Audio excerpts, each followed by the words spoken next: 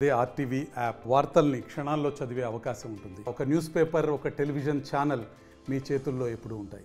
ఆంధ్రప్రదేశ్లోని ఉమ్మడి చిత్తూరు జిల్లాలో సరిహద్దు ప్రాంతమైనటువంటి నగిరి నియోజకవర్గం ఇటు తమిళనాడు రాష్ట్రానికి ఆంధ్రప్రదేశ్ రాష్ట్రానికి కలిపేటువంటి ఒక నియోజకవర్గంగా కూడా చెప్పొచ్చు. ఇక్కడ ప్రజలు తమిళ భాషతో పాటు ఇటు ఆంధ్రులకి ఎంతో ఇష్టమైనటువంటి తెలుగు భాషను కూడా అంతే సమానంగా మాట్లాడేటువంటి పరిస్థితి. ఈ నియోజకవర్గానికి సంబంధించి గాలి ముద్దుకృష్ణ నాయుడు అంటే తెలియనటువంటి వ్యక్తి ఉండరు, అతిశయోక్తి కాదు. ఎందుకంటే 6 పర్యాయాలు ఆయన తనదైన శైలిలో అక్కడ గెలుపొంది అక్కడ ప్రజలకి ఒకప్పుడు పుత్తూరు నియోజకవర్గంగా తిరిగి నగిరి నియోజకవర్గంగా రూపాంతరం చెందినటువంటి ఆ మొత్తం పూర్తి స్థాయిలో ఆ నియోజకవర్గాన్ని పరిపాలన చేసినటువంటి గాలి ముద్దుకృష్ణ నాయుడు తనయుడు ఆయన శైలిలోనే ఆయన బాటలోనే నడవడానికి సిద్ధమై గాలి భానుప్రకాష్ నాయుడు కూడా రాజకీయాల్లోకి అడుగుపెట్టి 2019 ఎన్నికల్లో అతి స్వల్ప మెజారిటీతో కూడా ఓటమి చవిచూసినటువంటి పరిస్థితి. ప్రస్తుతం 2024 రాజకీయాలు ప్రారంభం కాబోతున్న తరుణంలో సార్వత్రిక ఎన్నికలకి అతి తక్కువ సమయం ఉంది, దగ్గర పడుతుంది. మనతో మాట్లాడడానికి గాలి భానుప్రకాష్ ఉన్నారు. సార్ నమస్తే. నమస్తే సార్, లాస్ట్ ఎన్నికలు చాలా తక్కువ మెజారిటీతో ఓటమి పాలైనటువంటి పరిస్థితి ఏంటి సార్? ఎందుకు కారణము? అంటే దాన్ని వల్ల తెలిసి ఉంటుంది ఓటమి తరువాత అనంతరం ఎక్కడ పొరపాటు జరిగిందో, లేకపోతే అలసత్వమా, లేకపోతే మరేంటో అనేసి ఎందుకు ఆ ఓటమి అనేది కలగడం జరిగింది అనుకో? రాజకీయాల్లో ఓటమికి 100 కారణాలు ఉంటాయి. ఒక సింగిల్ పాయింట్ రీజన్ అంటూ ఉండదు, వేరియస్ ఫ్యాక్టర్స్ ఉంటాయి. ఒక అంశమే నన్ను ఓడిచ్చేసిందో లేకపోతే ఇంకోటి కదా. అన్నిటికన్నా పెద్ద అంశం ఏంటంటే జగన్ నమ్మారు. ఆయన చెప్పే కళ్ళబొల్లి మాటలకి అబద్ధాలకి జగన్ నమ్మారు. జనం నమ్మడం వల్ల ఏమైందంటే ఒక వేవ్లా క్రియేట్ అయింది. ఆ వేవ్లో ఎప్పుడు ఓడిపోయిన తెలుగుదేశం కాన్స్టిట్యున్సీస్ కూడా ఈసారి ఓటమి పాలైనాయి. దీనికన్నా పెద్ద అంటే విశ్లేషణ కూడా అనవసరం, ఎందుకంటే పెద్ద రాకెట్ సైన్స్ ఏం కాదు. ఎవరైనా చెప్తాడు జగన్ మాటలకి జనాలు నమ్మారు, ఓట్లు వేశారు, మోసపోయిన ఫీలింగ్ ఇవాళ ఉన్నారు. అంటే ప్రధానంగా అక్కడ డాడీకి సంబంధించి పూర్తి స్థాయిలో క్యాడర్ కావచ్చు, అక్కడ ఉన్నటువంటి అనుభవం కావచ్చు, తోడున్నటువంటి మొత్తం వ్యక్తులు కావచ్చు, మీకోసం పనిచేసినటువంటి పరిస్థితి. ఆ వేవ్ ఉన్నప్పటికీ కూడా మిమ్మల్ని గెలుపొందించుకోవాలి అని చెప్పి ఎంతో వాళ్ళు ట్రై చేసినటువంటి పరిస్థితి. కొద్దిగా ఏ ఎలక్షన్లో కూడా ఏ క్యాండిడేట్ కూడా ఓడిపోదామని పోటీ చేయడు, ఏ పార్టీ అయినా కూడా. అది కుప్పం కానీ, నగిరి కానీ, చంద్రగిరి కానీ, శ్రీశైలం కానీ, ఏదన్నా కూడా ఏ పార్టీ అయినా, తెలుగుదేశం పార్టీ అయినా కానివ్వండి, వైకాపా పార్టీ అయినా కానివ్వండి, దానికి పెద్ద అంటే పర్టికులర్గా మా కాన్స్టిట్యున్సీలో మట్టుకే నేను పోరాడుతున్నా అంటే చాలా తప్పది.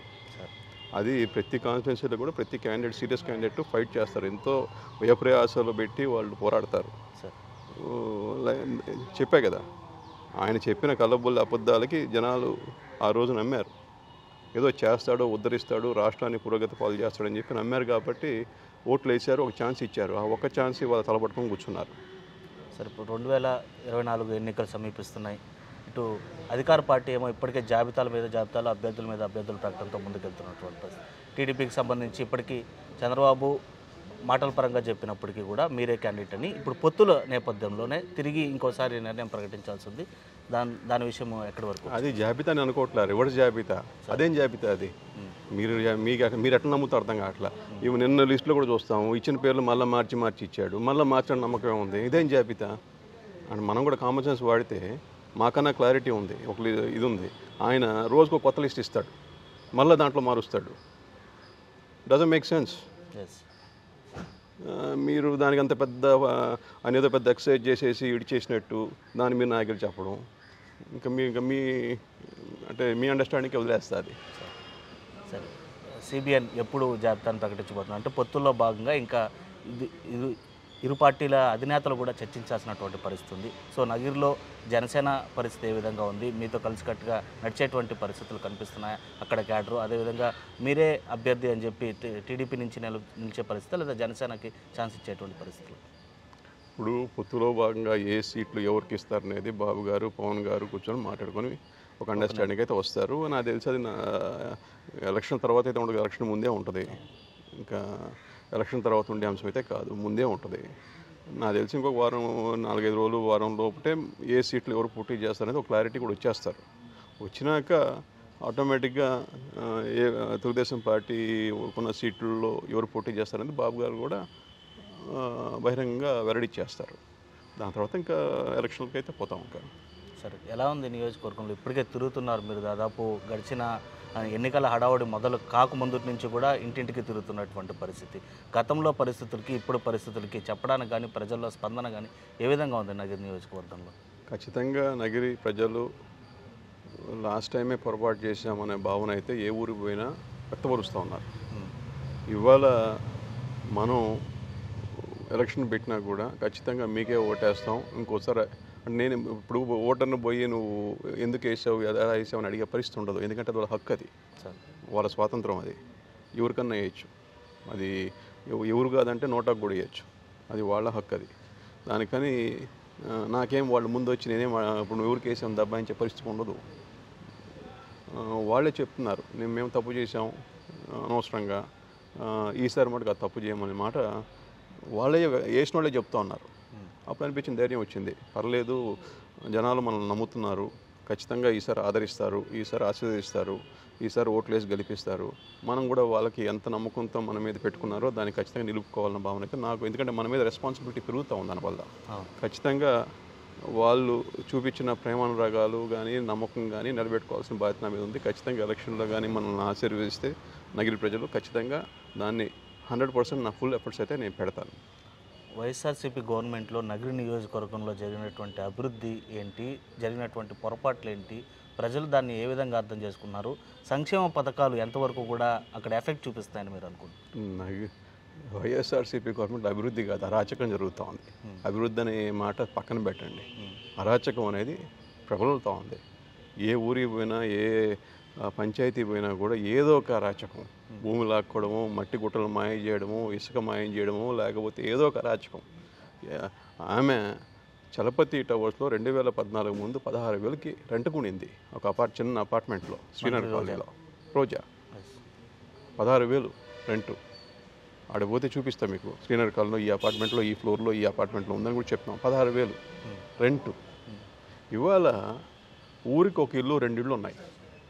హైదరాబాద్లో కానీ, చెన్నైలో కానీ, బెంగళూరులో కానీ, నగిరిలో కానీ, తిరుపతిలో కానీ, విజయవాడలో కానీ, ఇప్పుడు ఏదో వైజాగ్లో కొనిందంట. ఏడ నుంచి వచ్చినాయండి ఇంతకుముందు లేని డబ్బులు? మ్యాజిక్కా?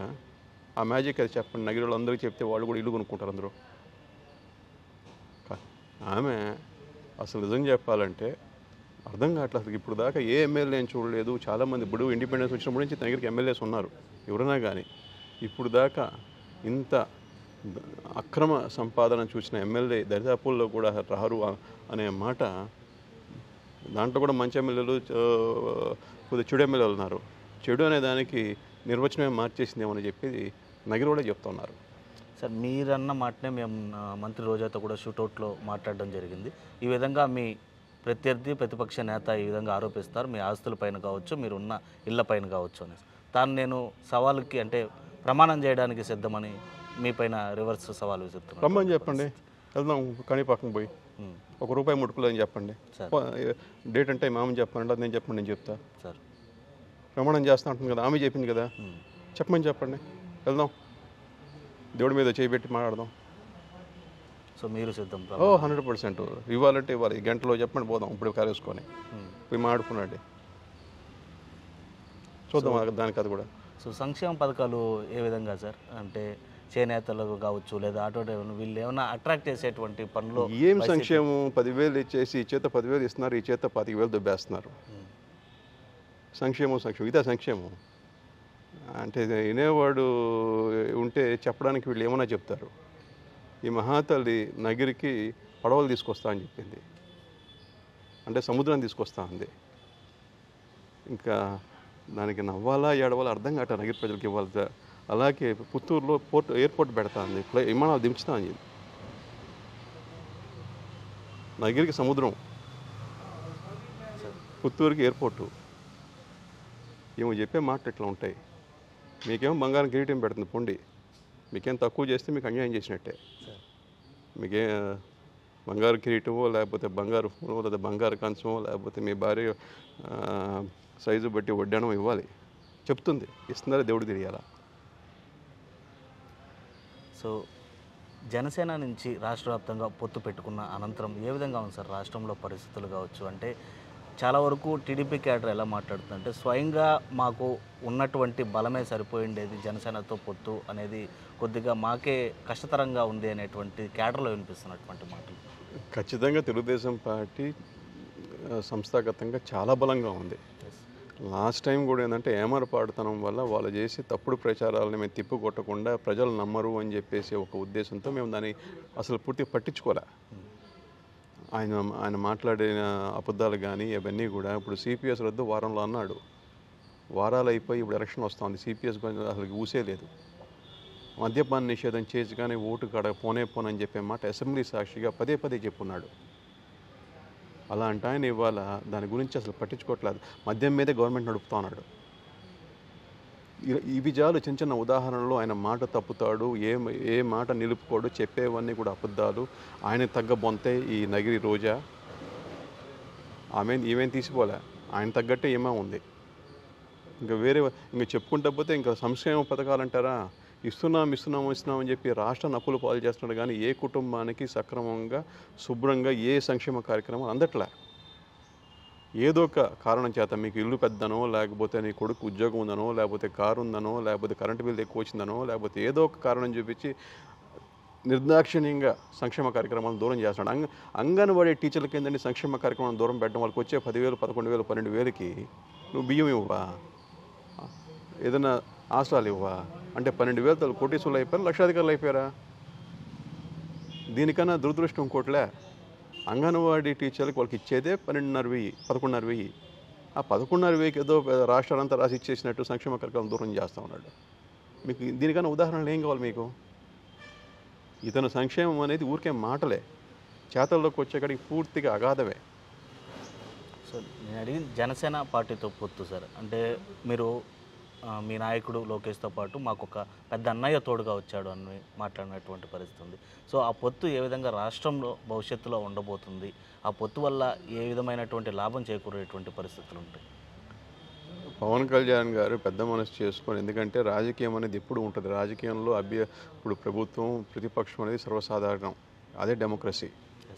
దాంట్లో ఇప్పుడు ఏ ఒక్క మనిషి కూడా పర్మనెంట్గా సీఎం కుర్చీలో కూర్చోరు, అధికారం పక్షంగా ఉండరు, అధికార పక్షంలో ఉంటారు, ప్రతిపక్షంలో ఉంటారు. దానికే జనాలకి హక్కు ఉంటుంది, మార్చుకునే హక్కు ప్రజలకు ఉంటుంది. ఇష్టపడితే ఉంచుకుంటారు, కష్టం అంటే దించేస్తారు. దానివల్ల రాజకీయం అనేది సహజం, ఆరోపణలు అనేది సహజం. ఎందుకంటే ఇప్పుడు గవర్నమెంట్ సక్రమంగా పోవడానికే ప్రతిపక్షం ఉంటుంది, సక్రమ మార్గంలో పెట్టడానికి. వాళ్ళు చేసే తప్పులేనంటే ఎత్తి చూపించి దాన్ని బాగా చేయమని చెప్పడానికి ఆ రోల్ ఎప్పుడూ ఉంటుంది. కానీ పవన్ గారు అన్నీ పక్కన పెట్టి, ఎందుకంటే ఒక దౌర్భాగ్యుడు మన రాష్ట్రానికి ముఖ్యమంత్రి అయ్యాడు, రాష్ట్రాన్ని దివాలా తీసేస్తున్నాడు, రాష్ట్రాన్ని పూర్తిగా సర్వనాశనం చేసేస్తున్నాడు, అన్ని విధాల ఆఫ్ఘనిస్తాన్ తలపించేలాగా మన రాష్ట్రాన్ని తయారు చేస్తున్నాడు, ప్రజలకి శాంతి భద్రతల నుంచి అన్నీ కరువైపోయే పరిస్థితి కనపడతా ఉంది అనే ఒక దృక్పథంతో ఆయన ముందుకు వచ్చి ఏదో విధంగా ఈ సైకోని మనం దించుకోవాలా, రాష్ట్రాన్ని మళ్ళా ప్రజల చేతిలో పెట్టాలా అని ఒక ఉద్దేశంతో పెద్ద మనసు చేసుకొని వచ్చాడు. ఖచ్చితంగా తెలుగుదేశం పార్టీ రాష్ట్రం కోసం ఏమన్నా చేయడానికి బాబు గారు రెడీగా ఉన్నారని చెప్పి ముందే చెప్పున్నారు. ఆయన ఎప్పుడు కూడా ఆయన ఇచ్చే ఇది కూడా స్టేట్ ఫస్ట్, రాష్ట్రం ముఖ్యం, రాజకీయం తర్వాత అనేది బాబు గారి దృక్పథం. అదే ధోరణిలో ఆయన వెల్కమింగ్ హ్యాండ్ని తీసుకొని ఖచ్చితంగా కలిసి పోటీ చేస్తాం. ఏదైనా చిన్న తారసమ్యాలు ఎప్పుడూ ఉంటాయి రాజకీయం. ఇప్పుడు రాజకీయం అన్నాక అన్నీ ఒకే కుటుంబ కలహాలు ఉండవు, చిన్న తారసమ్యాలు ఉంటాయి, అవి సర్దుకోవాలా. కొన్ని కనపడతాయి, కొన్ని కనపడవు. దానికి కనిపించే వాటిని బోధనలో చూపించాలని వైసీపీ వాళ్ళు ప్రయత్నం చేస్తారు. కనిపించనివి ఇప్పుడు చెప్పుకుంటా పోతే ఇవాళ ఎగ్జాంపుల్ చెప్తా, గురుమూర్తి ఉన్నాడు, నిన్నటిదాకా సత్యవేడి క్యాండిడేట్, ఫస్ట్ ఎంపీ తిరుపతికి, నిన్న సత్యవేడి క్యాండిడేట్, ఇవాళ మళ్ళీ ఎంపీ క్యాండిడేట్, రేపు యాడికి పోతాడు. ఇప్పుడు 6th, 7th లిస్టులు ఉన్నాయి కదా, ఇంకా దాంతో సూర్యుడు పెట్టిపోతాడేమో 6th లిస్టులో, 7th లిస్టులో గూడూరుకు వస్తాడేమో. ఎవడు చూశాడు? మీరు చెప్పగలుగుతారు కాదని? అంతే, అది లిస్టే కాదు, ఎవడు తెలుసు ఆ లిస్ట్ అని. మళ్ళీ దాంట్లో ట్రాన్స్ఫర్లు ఉంటాయి, షఫలింగ్లు ఉంటాయి. దానికి పెద్ద వెయిటేజ్, దానికి పెద్ద సీరియస్నెస్ తీసుకోవాల్సిన అవసరం లేదు. ఎందుకంటే మనిషిని సీరియస్ తీసుకోవాల్సిన పరిస్థితి లేదు. అతను పూర్తిగా అసలుకి రాష్ట్రంలో ఏం జరుగుతుందన్న ఐడియా ఉందా లేదా అని అప్పుడప్పుడు అనిపిస్తుంది. ఎందుకంటే ఎక్కడ నెల్లూరు, ఎక్కడ నర్సరావుపేట. అనిల్ కుమార్ యాదవ్ వచ్చి నర్సరావుపేట ట్రాన్స్ఫర్ చేసినాడు. ఎందుకు మళ్ళీ ఈడేమో హిందూపూర్లేమో బళ్ళారి ఆమెను తెచ్చుకున్నాడు పక్క స్టేట్ నుంచి. ఇక్కడెక్కడ మనుషులు కరువు అయిపోయినారు, రాష్ట్రంలో ఒక్కరు కూడా అభ్యర్థి దొరకలేదు అని చెప్పి పక్క స్టేట్ల నుంచి ఇంపోర్ట్ చేసుకున్నాడు క్యాండిడేట్ని. అక్కడ మేము ఇంతకుముందు ఆడ ఎంపీ. ఇంకా దాన్ని బట్టి చెప్పచ్చు ఈయన అడ్మినిస్ట్రేషన్ ఎట్లా ఉంటుంది, ఆలోచన ఎట్లా ఉంటుంది, ఆయన జాబితా ఎట్లా ఉంటుంది. మీరు జాబితా అన్నారు కాబట్టి చెప్తున్నా. దానికి మనం పెద్ద సీరియస్నెస్ వెయిటేజ్ ఇవ్వాల్సిన అవసరం లే. ఫైనల్ బీఫామ్ల వరకు వస్తారో వాళ్ళు క్యాండిడేట్లు వాళ్ళు దాంట్లో. అప్పుడు దాకా లిస్టులు అంతా కూడా టైం వేస్ట్ మాట్లాడడం. నగిరి నియోజకవర్గంలో టీడీపీ క్యాడర్ని ఎట్లయినా తమ వైపు తిప్పుకోవడానికి కొన్ని ఆశలు చూపో లేదా బెదిరింపు చేసో మంత్రి పెద్దిరెడ్డి వర్గం అక్కడ పనిచేస్తుంది. అక్కడ టీడీపీ క్యాడర్ని గాలి భానుప్రకాష్ తాను అడ్డుగా నిలబడి ధైర్యం ఇవ్వలేకపోతున్నాడు అనేటువంటి ఒక మాట. ఇప్పుడు ఆమె సిట్టింగ్ మినిస్టర్, రెండు పేర్లు MLA, sitting minister Peddireddy Nagari నియోజకవర్గంలో టీడీపీ క్యాడర్ని వైసీపీలోకి కన్వర్ట్ చేయడానికో బెదిరింపులు చేసో లేదా ఆశ చూపో మలుచుకుంటున్నారు అనేటువంటి. తెలుగుదేశం క్యాడర్ నగిరిలోనా? నాకు తెలిసి తెలుగుదేశం వాళ్ళు ఎవరు పోయిన వాళ్ళు లేరు ఇప్పుడు దాకా. సార్ మీకు తెలిస్తే చెప్పండి వాళ్ళు ఎవరో. సార్ మీకు ఏమైనా తెలుసుంటే చెప్పండి. ఇంకా వైసీపీ వాళ్ళు క్యూ కట్టున్నారు, చేరుతున్నారు టీడీపీలో నగిరిలో. తెలుగుదేశం వాళ్ళు నాకు అంటే ఇందాక ఇది సమాచారంగా ఉంది ఎవరు చేరుతున్నారు అనేది. చెప్పండి అని ఉంటే కూడా. అంటే బెదిరింపులు ఈ గవర్నమెంట్లో సర్వసాధారణం, షారా మామూలే. ఎవరిని బెదిరించట్లేదు, ఎవరిని ఇబ్బంది పెట్టట్లేదు. బెదిరింపులే కాదు, ఇబ్బంది పెట్టే వాతావరణం కూడా ఉంది. చాలామంది ఇబ్బంది పెట్టి అయినా కూడా మమ్మల్ని తట్టుకొని నిలబడ్డారు. ఇప్పుడు చెప్తున్నారు ఏదున్నా కూడా మీ పరిస్థితి ఇంకొక 60 రోజులే, దాని తర్వాత రాబోయే తెలుగుదేశం పార్టీ మళ్ళీ మీరు 5 సంవత్సరాలు ఇదే చూడాలా అనేది మామూలుగా కూడా అర్థమైపోయింది. వాళ్ళు కూడా చెప్తున్నారు జాగ్రత్తగా ఉండకపోతే తిరిగి ఇవ్వాల్సి వస్తుంది, మీకు ఏ ఒక్కటి ఉంచుకోవడం ఉండదు. రాజకీయం అనేది సహజం, ఎందుకంటే రాజకీయం అనేది ఎలక్షన్ రోజు అయిపోతుంది. దాని తర్వాత అందరూ మామూలుగా అందరూ కలిసే ఉంటారు. నగిరిలో అయితే పెద్దగా రాజకీయ వేడెక్కే వాతావరణం నగిరిలో ఎప్పుడూ ఉండదు. అందరూ పనులు చేసుకుంటారు, అందరూ బతుకుతారు, అందరూ ఫ్రెండ్లీగా ఉంటారు, అన్ని పార్టీలు కలిసిమెలిసిగానే ఉంటాయి. కానీ ఫస్ట్ టైము వాతావరణం పూర్తిగా మార్చేశారు. తెలుగుదేశం కార్యకర్తల మీద కానీ నాయకుల మీద కానీ వాళ్ళని ఇబ్బంది పెట్టడం, దాడులు చేయడం అనేది స్టార్ట్ చేశారు. ఇవన్నీ ఇప్పుడు కార్యకర్తలు కూడా ఎంతసేపు నేను సమయం పాటించమని చెప్పగలను నేను. ఇప్పుడు వాడు ఊర్లో వాడిని గెలినప్పుడు వాడు రేపు అవకాశం వస్తే వాడు తిరిగి ఎట్లా వదిలేస్తాడు? ఇప్పుడు మనం ఎంతనే వెనక్కి లాగలం, మనకు తెలియకనే అయిపోతాయి పనులు. అది వైసీపీలు కూడా ఇది పెట్టుకోవాలి. అన్ని రోజులు ఒకే తీరు ఉండవు, భూమి గుండ్రంగా ఉంటుంది, సైకిల్ అది. రేపు రోజు అనేది ఉంటుంది. ఆ రోజు ఇబ్బంది పడకుండా ఇవాళ చేసే పని బట్టి రేపు రోజు ఉంటుంది. మినిస్టర్ రోజా అవినీతికి పాల్పడింది. మున్సిపల్ చైర్మన్ పదవి ఆశ చూపి 40 లక్షల వరకు కూడా లంచం తీసుకొని తమకు మోసం చేసిందని చెప్పి కూడా ఒక పుత్తూరు సంబంధించినటువంటి కౌన్సిలరు అనేక మార్లు మీడియా ముందుకు వచ్చి కూడా తమ ఆవేదన వ్యక్తం చేసినటువంటి పరిస్థితి. ఆమె మీ దృష్టికి తీసుకొని వచ్చిందా? ఆమె తరపున మీ ఏ విధమైనటువంటి స్పందించేటువంటి పరిస్థితి? ఇప్పుడు ఒక వైసీపీ సిట్టింగ్ కౌన్సిలర్ ఆమెని రాజకీయంలో తీసుకొచ్చింది ఎందుకంటే ఆమె రాజకీయం సంబంధం లేని ఆమె ఒరిజినల్గా అరటికాయలు హోల్సేల్ వ్యాపారం చేస్తుంది. అరటికాయలు హోల్సేల్ వ్యాపారం చేస్తుంది. రూపాయి కూడబెట్టి, ఎస్సీ మహిళ రూపాయి కూడబెట్టి ఆమెకి నువ్వు 80 లక్షలు డబ్బు డిమాండ్ చేశాను ఆమె ఇంటర్వ్యూలో చెప్పింది. నా వల్ల అంత కాదు, నేను 40 లక్షలు ఇచ్చుకోగలని చెప్పి 40 లక్షలు విడుదల వారీగా ఇచ్చిందని చెప్పి మీ ఇంటర్వ్యూలో మీరు చూశారు. అది ఇవ్వడం కూడా ఏంటంటే ఇప్పుడు ఆమె వీడియో ప్రూఫ్ కూడా చూపించింది. ఎవరు తీసుకొని పోయారు బ్యాగులో డబ్బులు లెక్క పెట్టడం వీడియో ప్రూఫ్ కూడా చూపించింది. అవేమి దాంట్లో ఆడదాకైతే నా డబ్బులు పోయిన మాట వాస్తవం. ఇంకోటి ఎవరు తీస్తున్నారు అంటే ఖచ్చితంగా రోజా తీసుకుంది. ఎందుకంటే ఆమె తెలియకుండా ఇంత సత్సంగం జరుగుతుందని అనుకోవట్లే. ఆమె ఇవాళ ఆమె కూటికి కూడా లేదు, ఆమె డబ్బులు ఇవ్వగలుగుతుందనే మాట అంటుంది. ఏమో కూటికి లేని ఆమె ఇవాళ మంత్రి అయింది. కూటికి కూడా లేదు ఒకప్పుడు. 2000 ఏమంతా 1000-2000 బ్యాచ్ ఆమె ఇవాళ రోజా 1000-2000 చాలా పనులు చేసింది ఆమె. అలాంటి ఆమె ఇవాళ ఊరికి ఒక కోట కట్టుకుంది. ఆమె కష్టజీవి. ఏదో అవకాశం వచ్చింది కదా అని చెప్పేసి చేసేదే తప్పు. ఇది డబ్బులు ఇచ్చి పదవి కొనుక్కోవడం అనేది చాలా తప్పది. అయినా కూడా ఆమెకి డబ్బులు ఇచ్చింది. డబ్బులు ఇచ్చి సరే డబ్బులు తీసుకున్నావు సరే పదవన్న ఇచ్చావంటే లేదు. పదవి ఇవ్వకుండా నువ్వేం చేసావు, వేరే వాళ్ళకి ఎక్కువ డబ్బులు ఇస్తానని అమ్మేశావు. మళ్ళా ఇవాళ సరే పదవి ఇవ్వకపోతే వేరే నా డబ్బులు నాకు ఇచ్చామంటే ఇవాళ ఆమె మీద దౌర్జన్యం, చంపేస్తామని బెదిరింపులు, లేకపోతే ఇంకోటి చేస్తున్నారు. దానికి ఆమె పబ్లిక్గా వచ్చింది. ఆమె తెలుగుదేశం మనిషి కాదు. ఇప్పుడు నేను చెప్తే నేను ప్రోత్సహిస్తే పోయి మాట్లాడే అని అఫీషియల్గా వైసీపీ సింబల్ మీద గెలిచిన కౌన్సిలరు, తెలుగుదేశం మనిషే కాదు. అలాంటి ఆమె ఇవాళ బయటకు వచ్చి అంత మాట ఆరోపణ చేస్తే దాన్ని అంత సిల్లిగా తీసుకుంటున్నారంటే ఇంకా దానికన్నా వీళ్ళ అంటే బరితెగింపు ఇంకోటి అవసరంలే. చేయమని చెప్పండి, ఒట్టేస్తూ ఉంటుంది కదా, నాకు ఆ 40 లక్షలు ముట్టలేదని చెప్పి కానీ పక్క వచ్చి ఒట్టేయమని చెప్పండి. నా తెలిసి దేవుడి మీద భక్తి కూడా ఉందనుకోవట్లే నేను ఆమెకి, రోజాకి. ఇవాళ పాదిరెడ్డి అరణ్య భూముల్లో 350 ఎకరాలు టీటీడీ వాళ్ళకి ప్లాట్స్ ఇచ్చారు. దాంట్లో అప్పనంగా ప్రతి ఎకరాకి 5 లక్షల నుంచి 2.5 లక్షల డబ్బులు తీసుకుంది. తీసుకోలేదని చెప్పి ప్రమాణం చేయమని చెప్పండి, నేను చూపిస్తా తీసుకున్నారని చెప్పి.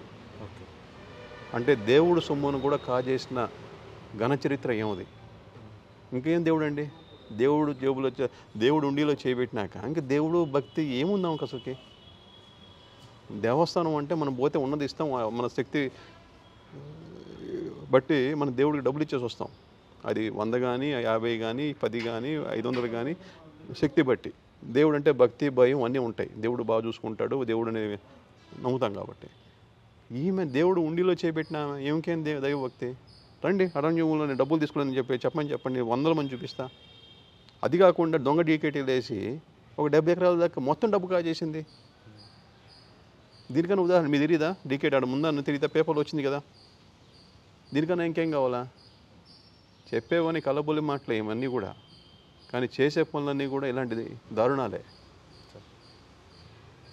శివాలయం కోనేరుని పూడ్చి అక్కడ షాపింగ్ కాంప్లెక్స్ కట్టాలని చెప్పి కూడా నాన్నగారు కూడా అక్కడ శిలాపలకం వేసినటువంటి పరిస్థితి. ఇప్పుడు దాని కోర్టులో నడుస్తుంది, మీరే వేయించారని మంత్రి రోజా చెప్తున్నటువంటి పరిస్థితి. శివాలయం షాపింగ్ కాంప్లెక్సు శిలాఫలకం వేసింది నాన్న, నేను కాదన్ను.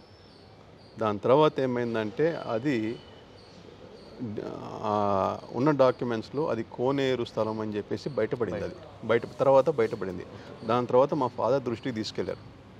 మా ఫాదర్ దృష్టికి తీసుకెళ్ళగానే దాన్ని నిలిపేయండి, అది కోనేరు స్థలం కాబట్టి దానికే వదిలేండి. ఎందుకంటే మా ఫాదర్ వేసింది ఎప్పుడు డేట్ చూసుకోండి, ఇది కట్టాలంటే ఒక 6 నెలల మించి పట్టదు షాపింగ్ కాంప్లెక్స్. మా నాన్న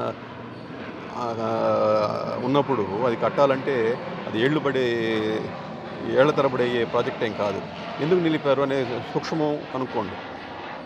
ఆ చిన్న ఇంగితం, పెద్ద ఆయన నాన్ కరప్ట్ మ్యాను, మంచి మనిషి, దాన్ని ఎందుకు శంకుస్థాపన వేసి ముందుకు తీసుకెళ్ళలేదనే చిన్న ఇంగితం కానీ బుర్రగానే పనిచేస్తుంటే ఆమెకు అర్థమైపోద్ది. ఇవాళ ఆమె షాపుకి 8 లక్షలు డబ్బులు తీసుకొని ఆమె ఒక్కొక్క షాప్ అలాట్ చేసింది.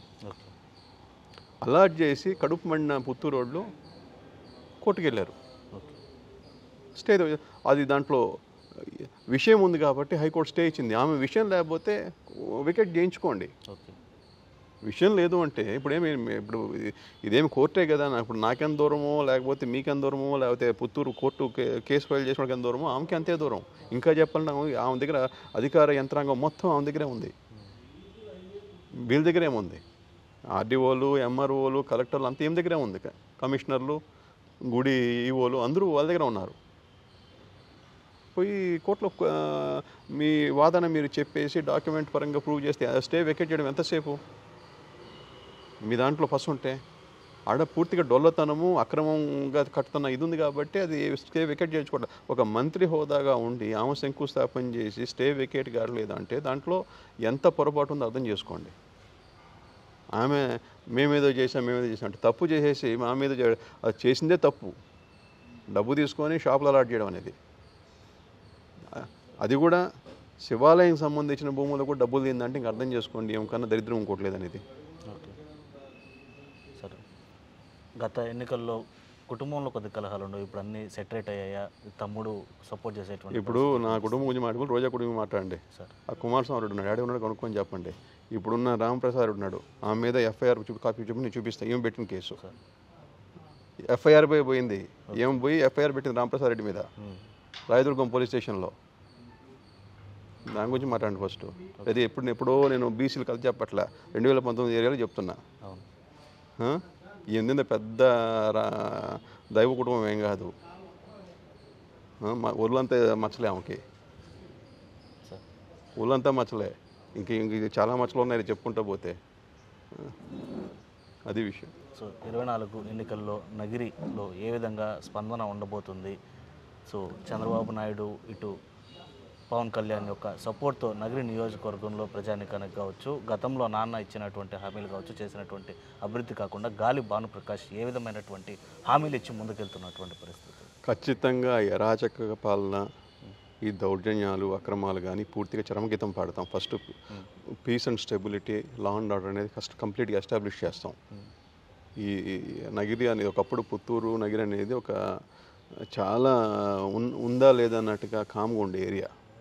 అలాంటిది ఇవాళ హై వోల్టేజ్ ఏరియా అయిపోయింది. ఇది హత్యలు కానీ, డ్రగ్స్ కానీ, అలాగే దౌర్జన్యాలు కానీ, కబ్జాలు కానీ, ఇవన్నీ కూడా విస్తృతంగా ఒక వ్యాధిలాగా సోకింది దాన్ని పూర్తిగా. ఇప్పుడు వేరే రిటైరీస్ కూడా పుత్తూరులో చెట్లు వాళ్ళకుంటారు, ఎందుకంటే అక్కడ పీస్ఫుల్ ఏరియా, కామ్గా ఉంటుంది. రాత్రి బస్ దగ్గర ఇంటికి పోవచ్చు, 12 గంటలైనా 1 గంట అయినా ఇంటికి శుభ్రంగా నడుచుకొని పోవచ్చు అనే భావన పుత్తూరులో ఉండేది. ఇప్పుడు లేదు అది. ఇప్పుడు ఏదన్నా ముందే 10 కన్నా ముందే ఇంటికి పోదాం, 9 కన్నా ఇంటికి పోదాం అనే భావన వచ్చేసింది అక్కడ కూడా. అంటే ఏమో చేసే పనికి రావాలి, ఎందుకంటే విచ్చలవిడిగా డ్రగ్స్ అనేది పుత్తూరులో వచ్చేసింది. ఇది గంజాయి కానీ డ్రగ్స్ కానీ అది పూర్తిగా ఏమో ప్రోత్సహిస్తుంది కాబట్టి అంత దూరం పోయింది. ఎందుకంటే మా నాన్న ఉన్నప్పుడు ఎప్పుడు కూడా డ్రగ్స్కి చాలా దూరం ఉండేది. ఏది మా దగ్గర 3 ఇంజనీరింగ్ కాలేజీలు ఉండి కూడా డ్రగ్స్ అనేది లేదు అంటే మీరు ఎంత టైట్గా పెట్టుంటే డ్రగ్స్ లేవు అనేది అర్థం చేసుకోండి. అలాంటిది ఇవాళ డ్రగ్స్ అనేది బిడీల కన్నా ఫ్రీగా దొరుకుతున్నాయి. దాని గురించి అడిగేవాళ్ళు, ఎందుకంటే అడిగేవాళ్ళు లేడు, పట్టించిన వాళ్ళు లేడు, చేసేవాళ్ళు అన్నీ చేసుకుంటున్నారు. అది పూర్తిగా అలాంటివన్నీ అరికడతాం. అది చేస్తే ఫస్ట్ మనిషికి ఒక మనోస్థైర్యం అంటూ ఒకటి వస్తుంది. ఇది మా ఊరు సేఫ్, నేను హ్యాపీగా ఉండొచ్చు, నేను ఎవడు జోలికి పోను, నా జోలికి ఎవడు రాడు అనేది ఒకటి ఎస్టాబ్లిష్ చేస్తాం. ఇంకోటి దౌర్జన్యాలు, అక్రమాలు అనేది ఎక్కడ ఉండవు, దాన్ని ప్రోత్సహించాం, పూర్తిగా పొగటి వెళ్తే సహా లాగేస్తాం. మెయిన్ రెండోది అది. ఈ రెండు ఎస్టాబ్లిష్ అయితే ఆటోమేటిక్ గ్రోత్ అనేది ఖచ్చితంగా వస్తుంది. ఎందుకంటే చిన్న ఊరైనా పుత్తూరు బాగా గ్రో అయింది. చిన్న ఊరు అది, పాపులేషన్ వైజ్ 39,000 ఓటర్స్ అంతా కూడా, కానీ గ్రోత్ చాలా ఉంటుంది. మాకున్న డెమోగ్రఫికల్ ఆర్ జాగ్రఫికల్ అడ్వాంటేజెస్ చాలా ఎక్కువ. మేము కూర్చొని దూరంలో చెన్నైకి దగ్గరలో ఉంటాం, ఎందుకంటే గేట్వే టు చెన్నై అనేది ఆంధ్రప్రదేశ్ నుంచి మేమే వస్తాం. అంటే ఈ పక్క తడ కూడా వస్తుంది, కానీ ఈ పక్క మేము నగిరి కూడా ఉంటాం, కూర్చొని దూరంలో ఉన్నాం. అదొక అడ్వాంటేజెస్ ఉన్నాయి. మాకు కనెక్టివిటీ కూడా ఎక్కువ, హైవేస్ అన్నీ కూడా మా దాంట్లో బాగానే ఉన్నాయి. ఇప్పుడు దాని అడ్వాంటేజ్ తీసుకొని, ఎందుకంటే అక్కడ చెన్నైలో శాచురేషన్ పాయింట్లో ఉంది కాబట్టి, ఇది ఇండస్ట్రియల్ పరంగా శాచురేషన్ పాయింట్లో ఉంది కాబట్టి, ఆ కొంచెం స్పిల్ ఓవర్న మనం తీసుకోగలిగితే ఆటోమేటిక్గా గ్రోత్ అనేది ఒక బీజం అనేది పడిపోద్ది.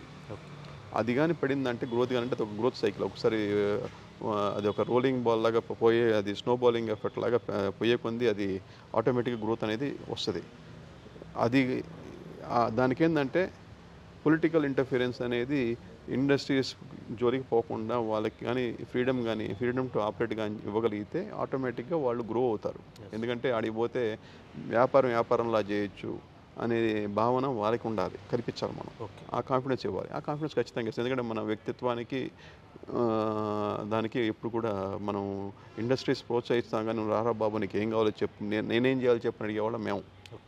ఏమిటి ఏంటంటే నాకేమి ఇస్తా ఫస్ట్ చెప్పని ఆమె ఈమె ముందు నాకేంటనేది. ఎందుకంటే ఇప్పుడు దాకా నెత్తం షుగర్స్ సిక్ ఇండస్ట్రీ రైతులకి ఎంతో బకాయిలు ఉన్నారు. ఇప్పుడు దాకా దాన్ని ఒక సిట్టింగ్ మినిస్టర్గా ఉండి గవర్నమెంట్ చేతిలో ఉంచుకొని ఇప్పుడు దాకా రైతులకు న్యాయం చేయలేదంటే దాన్ని బట్టి అర్థం చేసుకోవచ్చు. ఆ రోజు పెద్ద డ్రామాలు చేసేసిందండి, పోయేసి కింద మీద పొలిందట రోడ్డు మీద, ఏడా రేణుగుంట షుగర్ దగ్గర తెరిచేస్తాం పెట్టేస్తామని. మామూలుగా పోలే, అటు పోలింది ఇటు పోలింది. ఇవాళ ఏమైంది, 5 సంవత్సరాలు అధికారులు ఉన్నారు కదా, ఏడిపోయింది రేణుగుంట షుగర్? నడుస్తూ ఉంది ఇవాళ. చక్కెర తోలుతున్నాం మనం. రైతులు చక్కెర షుగర్ కేన్ తోలుతున్నారా? చక్కెర ఉత్పత్తి అవుతుందా? ఉన్న మిషనరీ నమ్మేద్దామని చూస్తున్నారు, ఉన్న ల్యాండ్ నమ్మేద్దామని చూస్తున్నారు. దీన్ని బట్టి ఆమెకున్న కట్టుబడి మాట మీద నిలబడే తత్వం దాన్ని బట్టి అర్థం చేసుకోవచ్చు.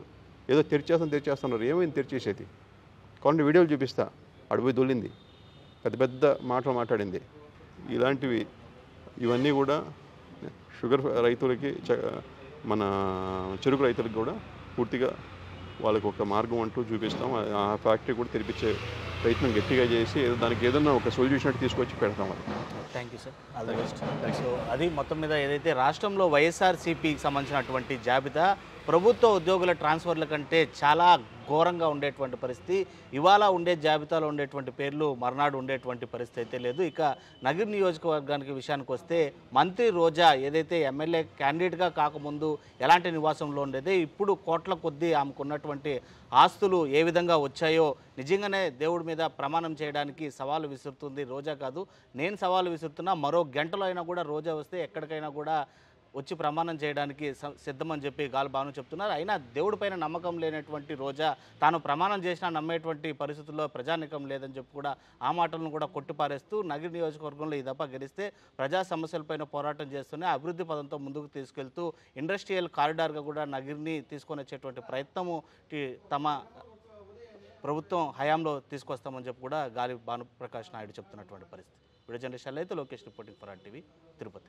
మరిన్ని వీడియోస్ కోసం ఛానల్ ని సబ్స్క్రైబ్ చేయండి, లేటెస్ట్ అప్డేట్స్ కోసం వాట్సాప్ ఛానల్ ని ఫాలో చేయండి అండ్ లింక్ డిస్క్రిప్షన్ లో ఉంది.